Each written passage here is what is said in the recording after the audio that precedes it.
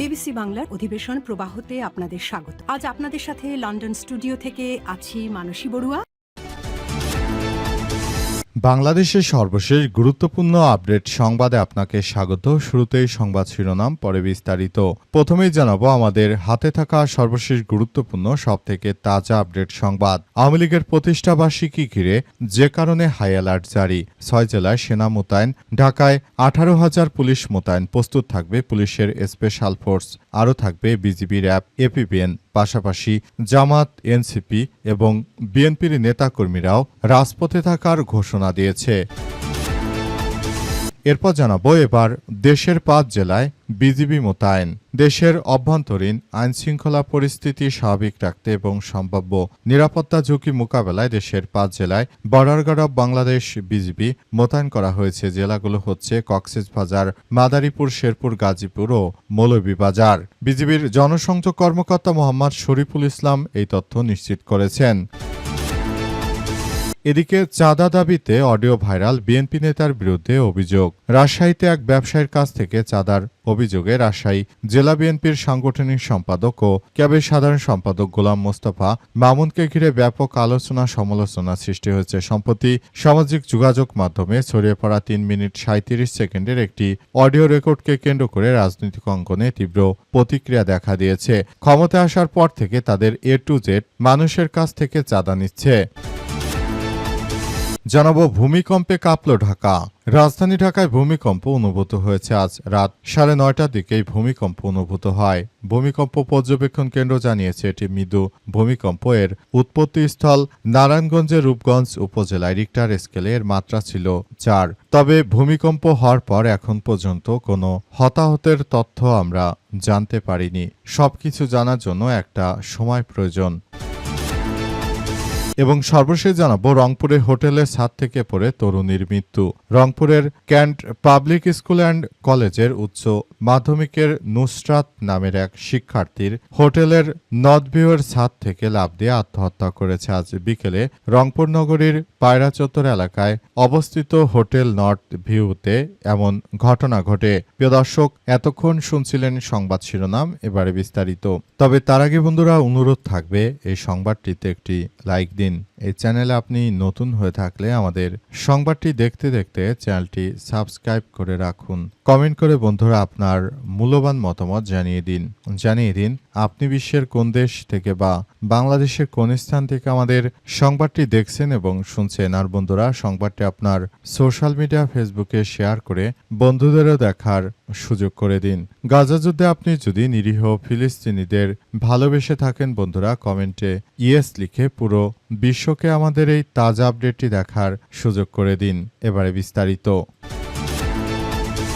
আওয়ামী লীগের প্রতিষ্ঠাবার্ষিকী ঘিরে যে কারণে হাই অ্যালার্ট জারি, 6 জেলায় সেনা মোতায়েন, ঢাকায় মোতায়েন করা হয়েছে 18,000 পুলিশ, প্রস্তুত থাকবে পুলিশের স্পেশাল ফোর্স, আরও থাকবে বিজিবি, র্যাব, এপিবিএন এর সদস্যরা। ফেসবুক পোস্ট, জুম মিটিং, এক্সে বিবৃতি আর অলিগলিতে জয় বাংলা, শেখ হাসিনার ভয় নাই, রাজপথ ছাড়ি নাই এমন স্লোগান দিয়ে কয়েক সেকেন্ডের ঝটিকা মিছিল। এতেই নিজেদের অস্তিত্ব টিকে রাখার চেষ্টা করছে আওয়ামী লীগের নেতাকর্মীরা। কিন্তু দলটির ভেতরে এখনও ক্রমেই একটি উপলব্ধি স্পষ্ট হচ্ছে, শুধু অনলাইনে উপস্থিত থেকে রাজনৈতিক দল হিসেবে টিকে থাকা সম্ভব নয়। তাই তারা এখন ব্যাপক আকারে মাঠে নামার প্রস্তুতি গ্রহণ করতে শুরু করেছে। তারা মূলত সারা দেশ জুড়ে তারা মাঠে নামতে চায় এবং তারা বিষয়গুলো এমনভাবে দেখাচ্ছে যাতে করে সারা দেশ জুড়ে নতুন করে এই কার্যক্রমগুলো শুরু হয়। তারা মূলত দেখাতে চাইছে যে কিভাবে সারা দেশ জুড়ে বাংলাদেশের বিজিবি এবং বাংলাদেশের সেনা সদস্যদেরকে তাদের চোখ ফাঁকি দিয়ে আওয়ামী লীগের নেতাকর্মীরা মাঠে নামবে, সেই প্রক্রিয়া চালাচ্ছে আওয়ামী লীগের নেতাকর্মীরা। তবে সারা দেশ জুড়ে আওয়ামী লীগকে প্রতিহত করার জন্য শুধুমাত্র জামাত বা বিএনপি নয়, এনসিপি, পুলিশের সদস্য সবাই একযোগে মাঠে নামছে। আগামীকাল হতে চলেছে পৃথিবীর ইতিহাসে এক আওয়ামী লীগের সবথেকে ভয়াবহ দিন। আওয়ামী লীগের নেতাকর্মীদের পেলেই আগামীকাল গ্রেপ্তার করা হবে। তবে আওয়ামী লীগও কম নয়, তারা শুধুমাত্র অনলাইনে না থেকে এবার তারা নিজেরাই আসলে এমন কিছু করতে চলেছে যেটা দেখে সবাই আসলে হতচকিত হয়ে যাচ্ছে। আওয়ামী লীগের নেতাকর্মীরা তারা এবার মাঠে নেমেছে এবং তারা এমন কিছু দেখাতে চলেছে যেটা সারা বিশ্বের সবাইকে হতচকিত করে দেবে। কারণ অতীতে কখনো আওয়ামী লীগ এভাবে কোনো সমস্যায় পড়েনি। তারা তাই রাজধানী ঢাকার বিভিন্ন জায়গায় তারা অবস্থান নেওয়ার চেষ্টা চালিয়ে যাচ্ছে। দেখা যাক শেষ পর্যন্ত আদতে কি হয়। দেশে কি আওয়ামী লীগের নেতাকর্মীরা তারা আসলে কোনো কার্যক্রম চালাতে পারে নাকি পারে না, সেটি আসলে দেখার বিষয়। এবার দেশের ৫ জেলায় বিজিবি মোতায়েন। দেশের অভ্যন্তরীণ আইন শৃঙ্খলা রক্ষা করার জন্য দেশের ৫ জেলায় এবার বিজিবির সদস্যদেরকে মোতায়েন করা হয়েছে। রাজধানী ঢাকার মতো গুরুত্বপূর্ণ জায়গায় সেনাবাহিনীর পাশাপাশি এবার বিজিবির সদস্যদেরকেও মোতায়েন করা হচ্ছে। কারণ হিসেবে বলা হচ্ছে যে নিষিদ্ধ সংগঠন আওয়ামী লীগের নেতাকর্মীদেরকে মূলত প্রতিহত করতে এই ব্যবস্থা গ্রহণ করা হচ্ছে। সারা দেশ জুড়ে আওয়ামী লীগের যে ধরনের কার্যক্রম আসলে শুরু হয়েছে, এটি আসলে কোনোভাবেই কার্যক্রম আসলে চালানো যাচ্ছিল না। আওয়ামী লীগের নেতাকর্মীরা তারা এমন কিছু করতে চলেছে, এটি আসলে আওয়ামী লীগের সবথেকে বড় লড়াই হতে চলেছে। কি হতে চলেছে ২৩ তারিখে সেটি আমরা এখন পর্যন্ত আসলে বুঝতে পারছি না। আমরা পুরো বিষয়গুলো খুবই গুরুত্ব সহকারে দেখছি। এ অবস্থায় আওয়ামী লীগের যে কোনো ধরনের সমস্যাগুলোকে সম্পূর্ণ প্রতিহত করা হবে বলে এমন কথাই নিশ্চিত করা হয়েছে। বিএনপি, জামাত, এনসিপি সবাই মাঠে রয়েছে। পাশাপাশি অতিরিক্ত পুলিশ সদস্যদের মোতায়েন করা হয়েছে। পাশাপাশি সারা দেশ জুড়ে এই বিষয়গুলোকে অত্যন্ত গুরুত্ব সহকারে কার্যক্রম চালানো হচ্ছে এবং বলা হচ্ছে যে এই ঘটনাগুলো এমন এক সময় ঘটছে যখন আওয়ামী লীগের প্রতিষ্ঠা বার্ষিকী শুরু হয়েছে এবং প্রতিষ্ঠা বার্ষিকী উপলক্ষে আওয়ামী লীগের নেতাকর্মীরা সারা দেশ জুড়ে তারা একটি ত্রাসের রাজত্ব কায়েম করতে চায় বলে অভিযোগ করছে বিএনপির নেতৃত্ববৃন্দরা। এজন্য মূলত এই ধরনের কার্যক্রমগুলো চালানো হচ্ছে বা বিএনপির পক্ষ থেকে বলা হচ্ছে যে কোনো মূল্যে আওয়ামী লীগের এই সন্ত্রাসী কার্যক্রমগুলোকে এই মুহূর্তে প্রতিহত করা তাদের জন্য এক চ্যালেঞ্জের মতো থাকলেও তারা সব রাজনৈতিক দল মিলে আওয়ামী লীগকে প্রতিহত করার মধ্য দিয়ে তারা মূলত এগিয়ে যেতে চাইছে। তারা চায় আওয়ামী লীগ যেন আর মাঠে নেমে কোনো ধরনের কার্যক্রম চালাতে না পারে, এমন পরিস্থিতি মূলত তারা সৃষ্টি করতে চাইছে। চাঁদা দাবির অডিও ভাইরাল, বিএনপি নেতার বিরুদ্ধে অভিযোগ। রাজশাহীর এক ব্যবসায়ীর কাছ থেকে চাঁদা দাবির অভিযোগে রাজশাহী জেলা বিএনপির সাবেক সাংগঠনিক সম্পাদক, ক্যাবের সাধারণ সম্পাদক গোলাম মোস্তফা মামুনকে ঘিরে ব্যাপক আলোচনা সমালোচনা সৃষ্টি হয়েছে।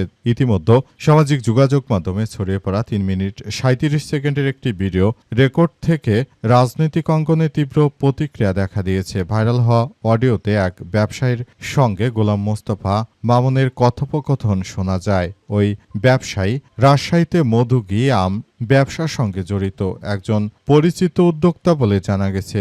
অডিওর শুরুতে মামুনকে বলতে শোনা যায়, ওই বিষয়ে এখন কিছু বলবো না, কাল তো ঈদ উপলক্ষে যদি কিছু চাও সেটি আসলে আমাকে দিতে হবে।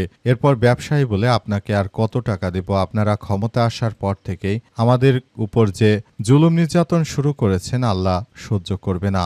আপনারা আমাদের কাছ থেকে যে মাসে মাসে টাকা চাঁদা নেন সেটি আপনাদের তারেক রহমান কি জানে?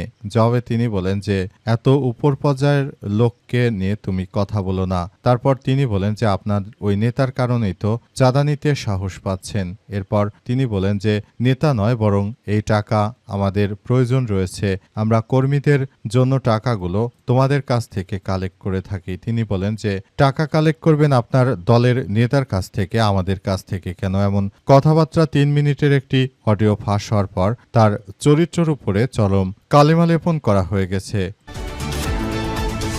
ভূমিকম্পে কাঁপল ঢাকা। রাজধানী ঢাকায় ভূমিকম্প অনুভূত হয়েছে। আজ রাত 9:30টার দিকে এই ভূমিকম্প হয়। ভূমিকম্প পর্যবেক্ষণ কেন্দ্র জানিয়েছে এটি মৃদু ভূমিকম্প। এর উৎপত্তিস্থল নারায়ণগঞ্জের রূপগঞ্জ উপজেলায়। রিক্টার স্কেলে যার মাত্রা ছিল 4।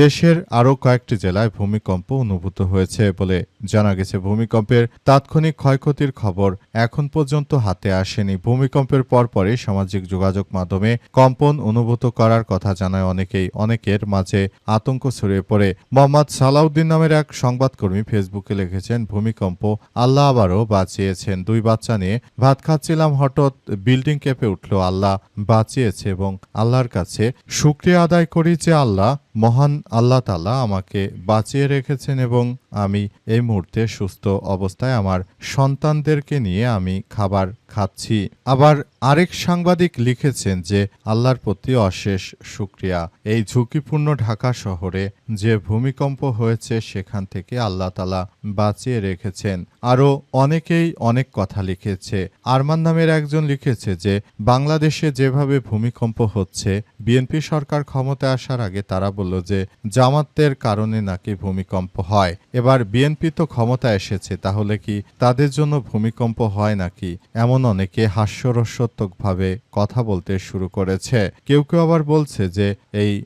ভূমিকম্পই নতুন সরকারের আই হ্যাভ এ প্ল্যানের অংশ। আবার অনেকেই বলাবলি করছে যে এই ঢাকা শহরে যদি এত তীব্র মাত্রার ভূমিকম্প অনুভূত হয়, এটি বাংলাদেশে ব্যাপক পরিমাণ মানুষের মৃত্যু ঘটাবে। তাই আমরা মহান সৃষ্টিকর্তার কাছে আমরা প্রার্থনা করি যেন এমন ভয়ানক কোনো ভূমিকম্প আমাদের উপর না দেন।